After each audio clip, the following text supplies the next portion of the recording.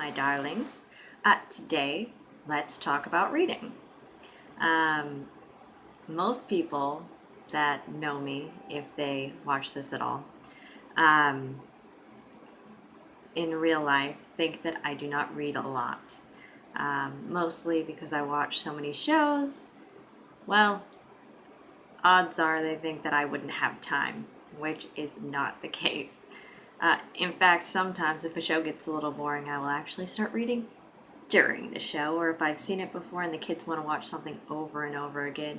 To me, that's the perfect time because I can read whatever I want and they don't interrupt. It's perfect.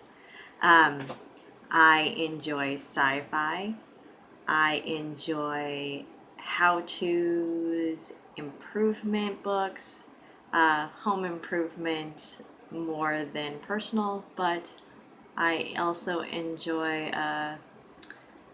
the psychology books, things like that, just for pure interest, I guess. Um, Stuff like that just makes me think, and I enjoy it a lot. Um, but I really like the books where you make a decision and it actually affects the outcome. I have some zombie survival books like that, and I've actually started reading an app, I guess you could call it an app story, called Drogo, Drogo. I don't know if that's how it's pronounced, but in my head it just sounds better that way. Um, and makes it a little more entertaining if in your head it sounds sexy, even if you're pronouncing it wrong. You get to make choices, which is awesome, and they affect the outcome of the story. That way, at least, I can try with my own personality and see who or what ends up happening to me in a fictional world. Kind of makes you feel a little more involved. And I know in a lot of the zombie stuff that I've done, I ended up dying decently quickly before the end. And so, luckily, since this one's a vampire, I haven't died yet. I'm not sure exactly how this one pans out, but it seems like it's going to be more of a romance, which I don't normally read. But it kept popping up on Facebook as one of those little ads. So I figured, you know what, I'll try it.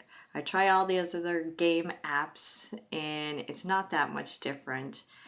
It's just a little weird for me to read off of a screen instead of a book. And I didn't realize how involved I would actually get in the story. It's pretty entertaining. Because the entire time you're picking how the person that you are, which in this is the lead is a female, um, reacts to everything. And then her reactions change the story. With me being as odd as I am and enjoying vampire, werewolves, basically anything sci-fi. Um, oh, it was just entertaining to see how my reactions would play out in a fictional world. Uh, and so far, every reaction that I've had was right on the money, in keeping with, I guess, what they wanted for the story to get the secret sections unlocked, which is pretty entertaining of itself. Um, and like I said, normally I don't do the romance books or the ones where they're barely teetering on foreplay, things like that, but it's pretty interesting. Um, Normally I do sci-fi, like I said, the open-ended ones. I think it's Will You Survive the Zombie Apocalypse? I have it somewhere in the other room, but I don't want to go get it. Um, Red Mars, Blue Mars, Green Mars, things like that. Uh, those really piqued my interest whenever I was younger, the Sherlock Holmes stuff. Just like if I watch National Geographic, it's normally going to be something semi weird or disturbing.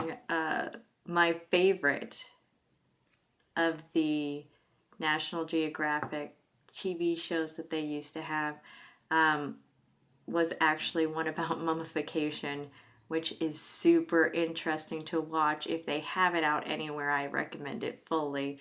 Seeing the different types of mummification over the years, and that at one point they had this one little girl completely perfectly preserved by injecting wax into her skin after she passed. I thought that that was pretty interesting. Well, that was all I was going to talk about today. Well, I guess for right now. So I guess I will see you later.